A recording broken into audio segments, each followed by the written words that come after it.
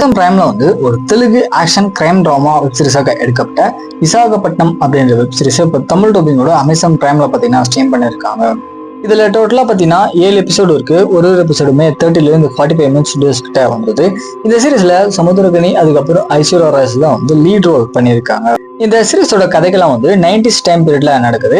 இதுல நம்ம சமுத்திரகனி பாத்தீங்கன்னா விசாகப்பட்டினம் அப்படின்னு சொல்லக்கூடிய ஒரு ஏரியாவில் இருக்கிற எல்லா ஹார்பருமே இவரோட கண்ட்ரோல்ல தான் இருக்கு. ஸோ இவர் பாத்தீங்கன்னா அங்க ஒரு பயங்கரமான கேன்சரா இருக்காரு. இன்ஃபேக்ட் அந்த ஏரியாவில இவர் செய்யாத கிரைம்ஸே இல்லை. ஸோ அதனாலேயே அங்க இருக்கிற எல்லா பீப்புள்ஸுமே இவரை பார்த்து பயப்படுவாங்க.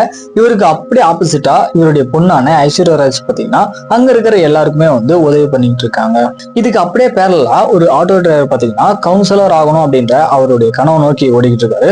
ஸோ இதுக்கப்புறம் நடக்கூடிய சுவாரஸ்யமான சம்பவம் என்ன, கடைசியா சமுத்திரகனிக்கு என்னாச்சு அப்படின்றது சீரிஸோட ஆன்லைன் ஸ்டோரியா இருக்கு. மேஜரா இந்த சீரிஸ் ஃபுல்லாமே அந்த 90s டைம் பீரியடுக்கு ஏற்ற மாதிரியான சினிமோகிராஃபி செட் ஒர்க் இது எல்லாமே பாத்தீங்கன்னா நல்லாவே பண்ணியிருந்தாங்க.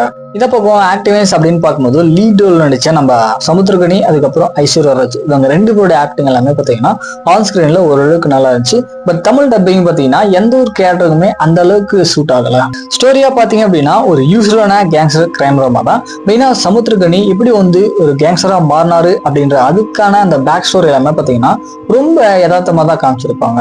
அந்த அளவுக்கு எஃபெக்டிவா இருக்காது. தென் அப்பா பொண்ணு இடையான ஒரு சில சீக்வன்ஸ் எல்லாம் ஓரளவுக்கு நல்லாவே ஒர்க் அவுட் ஆயிடுச்சு. டெக்னிக்கல் சைடு அப்படின்னு பாத்தீங்கன்னா அந்த பேக்ரவுண்ட் மியூசிக் எல்லாமே ஒரு நல்ல கிரைம் த்ரில்லருக்கு ஏற்ற மாதிரி சூப்பரா பண்ணியிருந்தாங்க. ஓவரால் பார்க்கும்போது பெருசா எந்த ஒரு எக்ஸ்பெக்டேஷனும் இல்லாத ஒரு one time watchable crime drama வந்திருக்கு. ட்ரை பண்ணி பாருங்க. இப்போ அமேசான் பிரைம்ல தமிழ் டப்பிங்கோட ஸ்ட்ரீம் பண்ணிருக்காங்க. ஸோ செக் பண்ணி பாருங்க.